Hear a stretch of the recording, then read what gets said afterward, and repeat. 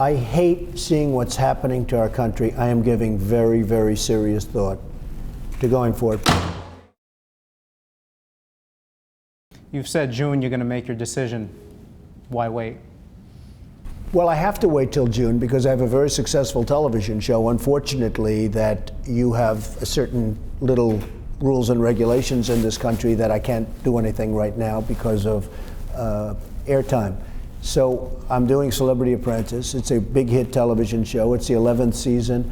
I will be announcing sometime prior to June, one way or the other.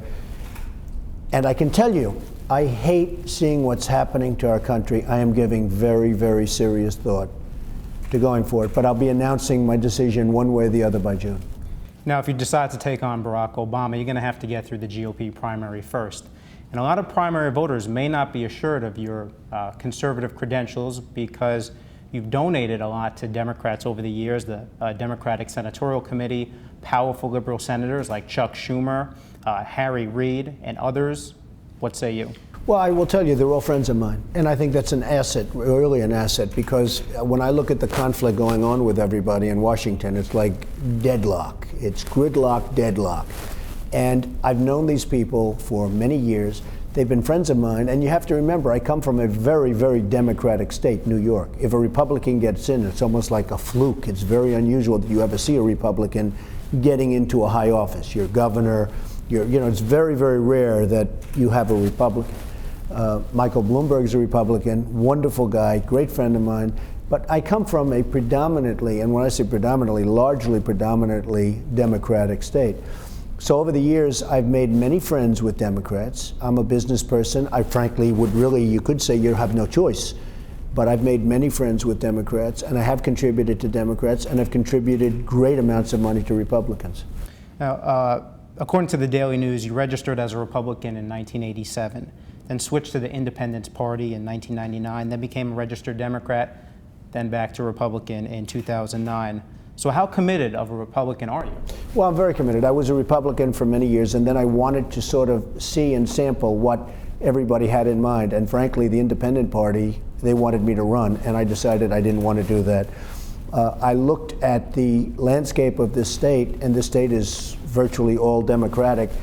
I went that way for a little while, but really ultimately decided that I'm a Republican, and not only a Republican, I'm a very conservative Republican, and it's really where I belong. And I think, when you use the word conservative, whether it's in military, the feeling of the military, the love of the military, I'm a very, very strong conservative. So I'm really at a point where I've witnessed the Democrats, I've witnessed many different groups.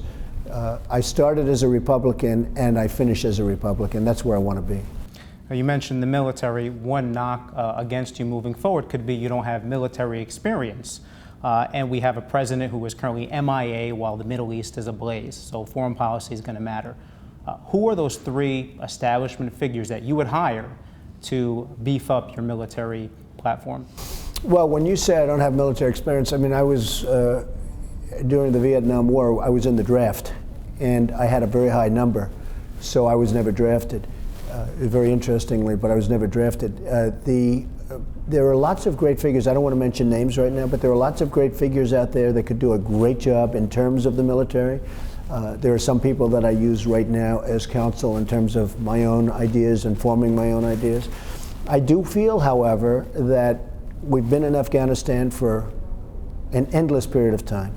We've been in Iraq for an endless period of time. Endless. It's time that we rebuild our country. It's time that we rebuild our military. I mean, I am a big proponent of having a stronger military than we have right now. Weapons change, technology changes. I think that we should be rebuilding our military. I see people wanting to cut military, and I actually hate to hear that, the concept of cutting military, because when I look at missiles, when I look at Russia telling us how many missiles we can produce and all of the other things that we discuss, I hate to see it. And it wouldn't be happening. I think I'd get along very nicely with the folks over in Russia, but they're not going to be telling me what to do with military if I decide to run and if I win. That I can tell you right now. But when I look at Iraq, And I look at what's going on in Iraq. My prediction is as soon as we leave, Iraq will explode, and Iran will take over Iraq, and they'll take over the oil in Iraq. And if anyone's going to take over the oil in Iraq, it's going to be the United States. It's not going to be Iran. When I look at Afghanistan, we build a highway. We put a school at the end of the highway. They blow up the highway, and they blow up the school. I want to invest money in our country, and I want to invest a lot of money in our military.